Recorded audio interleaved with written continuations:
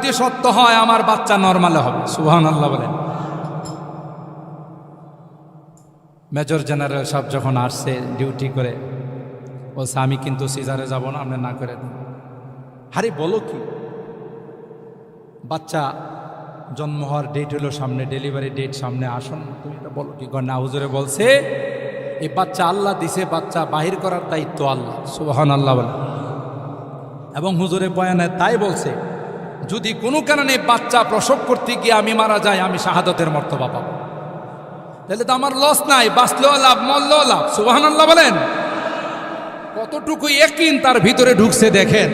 একজন মেজর জেনারেলের মিসেস কয়, যদি আমি বাচ্চা প্রসব করতে গিয়ে, হুজুর বলছে হাদিসের কথা বলছে, যদি বাচ্চা প্রসব করতে গিয়ে কোনো মা মারা যায়, আল্লাহ তাআলা তাকে শাহাদাতের মর্তবা দান করেন।